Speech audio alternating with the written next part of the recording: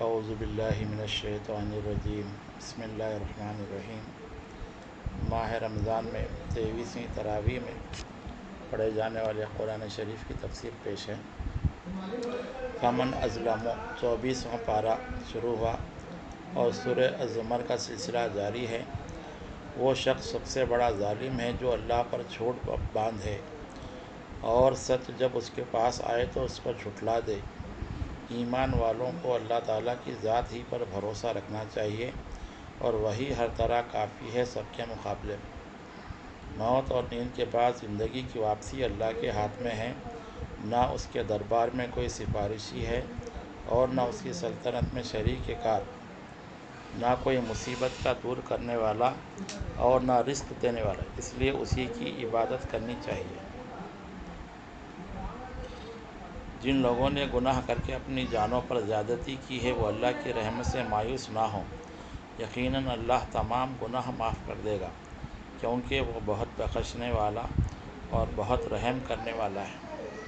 اچھی بات کی پیروی کرو قبل اس کے کہ ایک عذاب الہی میں گرفتار ہو جاؤ، پھر لگو افسوس کرنے اپنی لاپرواہی اور ہنسی مذاق پر اور نیک لوگوں کا ساتھی نہ بننے پر۔ اللہ ہی ہر چیز کا پیدا کرنے والا اور وہی ہر چیز کا کارساز ہے۔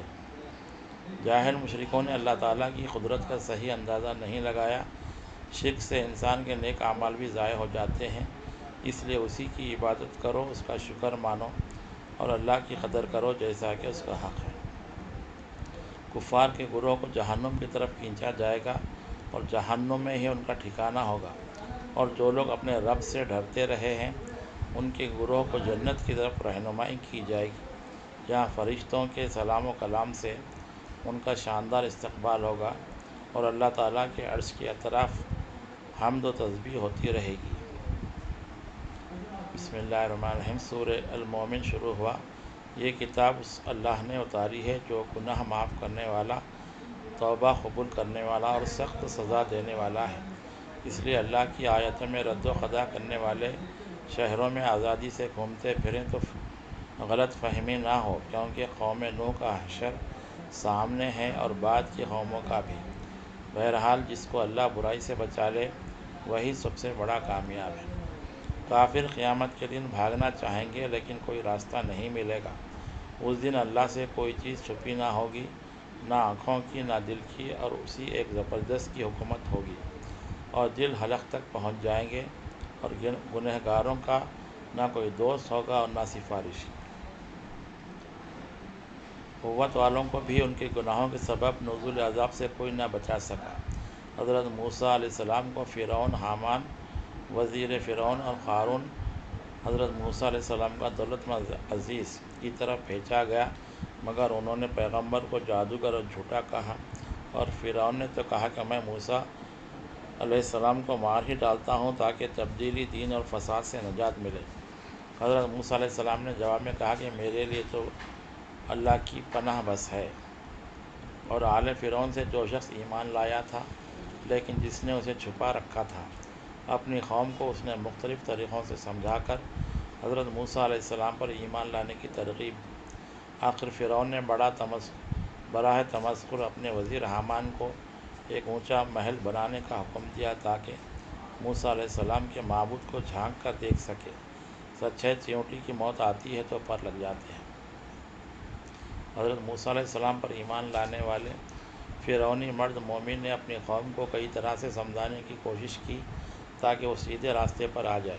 آخر میں مرد مومن نے اپنے معاملے کو اللہ ہی پر چھوڑ دیا کہ اللہ اپنے بندوں کا حال خوب جانتا ہے۔ اس طرح عالم برزخ میں صبح و شام فرعونیوں کو عذاب نار کا مشاہدہ کرایا جاتا ہے، اور آخرت کا ناتخفیف ہونے والا شدید ترین عذاب الگ ہوگا۔ اللہ تعالیٰ کا یہ وعدہ ہے کہ وہ اس دنیا میں بھی اپنے رسولوں اور ایمان والوں کی مدد کرے گا، اور قیامت کے دن بھی برخلاف اس کے اس دن منکرین کی معذرت کام نہ آئے گی بلکہ ان پر لعنت ہوگی اور ان کا ٹھکانہ برا ہوگا۔ اس لیے مجھ ہی کو پکارو تاکہ تمہاری دعاؤں کو قبول کرو۔ اللہ ہی نے رات کو آرام و سکون کے لیے بنایا اور دن دیکھنے کے لیے، اور زمین کو ٹھہرنے کی جگہ، اور تمہاری صورت اچھی بنائی، پہلے مٹی سے پھر نطفے سے۔ جب کوئی کام کرنے کا ہوتا ہے تو اللہ کو بس کن فیکن کہنا کافی ہے۔ اللہ کی آیتوں میں جھگڑنے والوں کا انجام بہت برا ہوگا، ان کو سابقہ پڑے گا گردن کے طوق اور زنجیروں سے، گرم پانی میں گھسیٹے جانے سے اور دوزخ کے دروازوں سے آگ میں ڈھکیلے جانے سے۔ اس لیے صبر کیجیے کہ اللہ کا وعدہ سچا ہے۔ فاصبر ان وعد اللہ حق، اللہ ہی ہے جس نے تمہارے لیے چوپائے پیدا کیے تاکہ تم ان میں سے بعض پر سواری کرو، بعض کا گوشت کھاؤ اور ان سے دوسرے فائدے بھی حاصل کرو۔ یہی سنت الہی ہے۔ عذاب الہی دیکھنے کے بعد ایمان لانا بے سود ہے۔ بسم اللہ الرحمن الرحیم۔ سورہ حامیم سجدہ شروع ہوا۔ بڑے مہربان اور رحم والے اللہ نے یہ خوشخبری اور ڈر سنانے والا قرآن مجید نازل فرمایا جس میں عربی زبان میں اللہ کی نشانیاں کھول کھول کر بیان کی گئی ہیں۔ اگر اکثر لوگوں نے اس طرف توجہ نہ کی تو خرابی ہے مشرکین کے لیے۔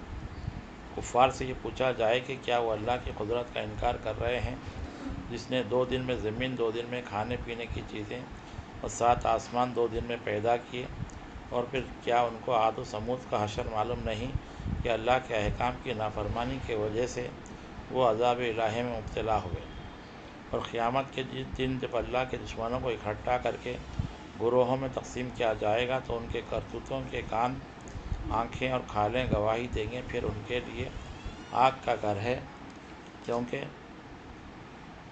شیطان نے ان کے تباہ کن ماضی اور مستقبل کو خوبصورت بنا کر دکھایا تھا۔ کفار کا یہ طریقہ رہا ہے کہ وہ اپنے ساتھیوں کو قرآن سننے نہیں دیتے یا اس کے پڑھے جانے کے وقت شور و غل کرتے تاکہ قرآن کے اعجاز سے وہ متاثر نہ ہو جائے۔ ایسے لوگوں کو سخت عذاب ہوگا، اور جو اس کا اقرار کریں گے اللہ ہمارا رب ہے اور اس پر قائم ہو جائیں تو فرشتے ان کو تسکین دیں گے کہ وہ نہ ڈریں اور نہ کچھ رنج کریں، اور ان کو جنت کی بشارت ہوگی اس دنیا کی زندگی میں اور آخرت میں۔ اللہ ہی ان کا رفیق ہوگا، اور یہ بندہ ضعیف مہمان غفور و رحیم کا۔ اس سے بہتر بات کہنے والا کون ہے جو لوگوں کو اللہ کی طرف بلائے اور نیک کام کرے۔ جب شیطان کو چھیڑ چھاڑ کرے تو اللہ سے پناہ مانگنی چاہیے، اور سورج اور چاند کے سامنے نہیں بلکہ اللہ کے سامنے سجدہ کرنا چاہیے۔ آگ میں گرنے والا بہتر ہے یا قیامت میں امن چین سے آنے والا؟ حضرت موسیٰ علیہ السلام کو تورات عطا ہوئی لیکن ان کی قوم نے اس میں تحریف کر دی۔ ہر ایک آدمی اپنے اچھے برے عمل کو دیکھ لے، جیسا کرے گا ویسا پائے گا۔ صدق اللہ العظیم۔ اللہ تعالیٰ سے دعا ہے کہ اللہ تعالیٰ پڑھے گئے قرآن کی تفسیر کو سمجھنے، اس پر عمل کرنے اور قرآن کے پیغام کو ساری دنیا میں عام کرنے کی توفیق عطا فرمائے۔